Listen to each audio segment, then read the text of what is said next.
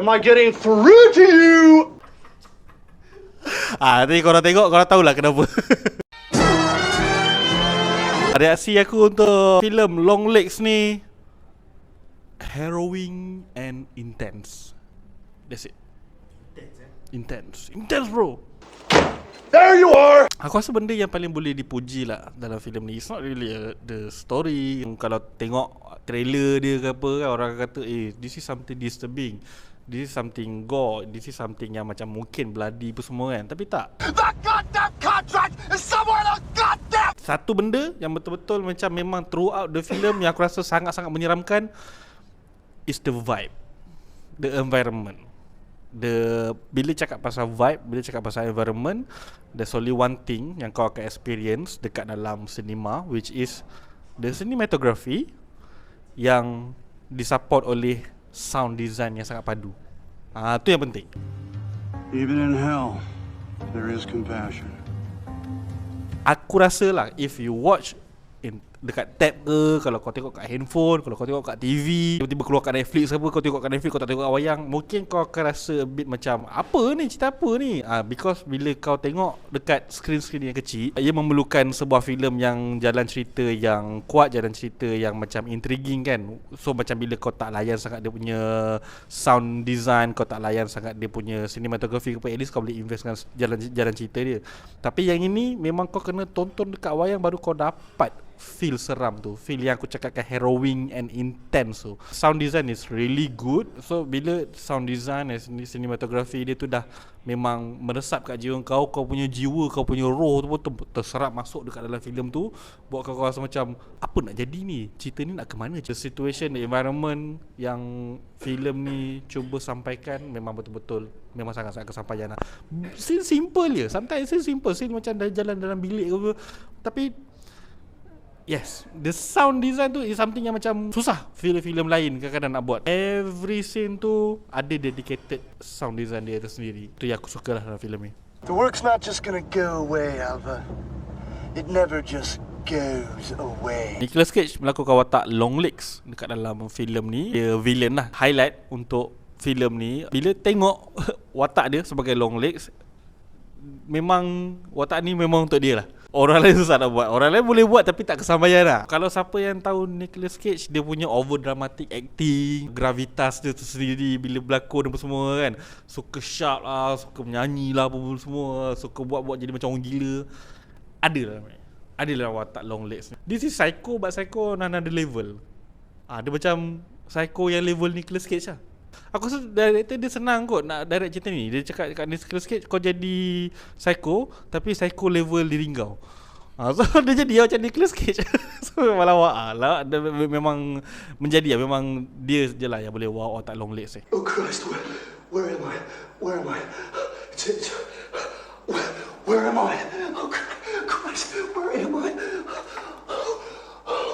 I've become a vampire. Oh God, where am I? Aku rasa permasalahan dia dalam filem ni tentang ke mana filem ni dia punya penghujung dia. Dia ada build up intense misteri apa semua kan, tapi dia punya revelation dia tu bagi aku agak kurang sikit. Dia tak berapa kesampaian sangat. But maybe is fitting dengan the whole storyline. Sebab filem ni dia tahulah apa yang dia nak sampaikan. Dia bukan nak sampaikan benda yang macam orang expect, something yang gore, something yang disturbing apa semua kan, yang macam dalam Evil Dead Rise ke, macam dalam Silence of the Lamb, filem Exorcist ke apa ke. Tak ada. Dia tak ada. Ataupun cerita macam The Witch kan, dia tak ada nak tunjuk ke arah tu. Dia tahu dia punya identity dia tersendiri. So at least walaupun aku tak berapa suka dengan third act, dengan ending yang dia dan revelation yang disampaikan, tapi at least kawan-kawannya dia lengkap lah. Dia masih lengkap sebenarnya. Tu sebenarnya macam preference aku sendiri je. Aku kurang sikit dengan apa yang disampaikan dekat third act tu. But kalau ada orang yang suka dengan macam message yang subtle, yang macam ada cryptic sikit ke apa ke, probably akan sukalah filem ni. But again aku cakap, the third act tu tak berapa nak mengganggu sangat the whole film, because I really like the ambience dekat dalam filem ni. What is going on with the education in America? Rating per 10 untuk filem ni aku boleh bagi 7.5/10 bintang. Yeah. Am I getting through to you? This is the bastard child of Silence of the Lambs and The Shining. Toughened your nipples, didn't it? Here's Johnny. The Shining has this sense of this quiet horror, you know, that gives you this sense of discomfort, whether it's not outward jump scare, but it's this constant feeling of dread and discomfort, which is sustained throughout the film, which I love. God, I'd give anything for a drink. Give my goddamn soul just a glass of beer. The aspect ratio changes is basically to symbolize the passage of time. It's every time it goes into 4:3 is actually showing what's happened in the past. It's a frame of thought, so to speak. How'd it get burned? How'd it get burned? How'd it get burned? How'd it get burned? Michael Monroe's performance actually was really, really good to me, because the thing is, what she done is that she internalized the horror, and in a way that, if you watch Silence of the Lambs, if you remember Jodie Foster was our window in. And the thing is, Jodie Foster was actually a much more relatable person. But what Michael Monroe has done is that she made herself relatable in a way that her character has this certain dog determination, which I found really, really cool. It's like she was a very determined, shut down person, which we'll find out in the film why she's like that. And I found that to be a really unique contrast with the rest of all the other characters in the film, because if you're talking about Nicolas Cage, who's a flamboyant, perfectly gonzo performance as the killer. I never misspelled anything! Not once, not one time! I don't know whether he's a first-time filmmaker. I think he made a previous film before this, and this is I think my first experience watching what he did. I love his visual style. I think it's quite unique, and the thing is, coming from a unique heritage in horror, knowing that his father is Anthony Perkins, who worked on Psycho, and I think his father will actually be very, very proud of what he did. What the hell, at least I got to be on TV.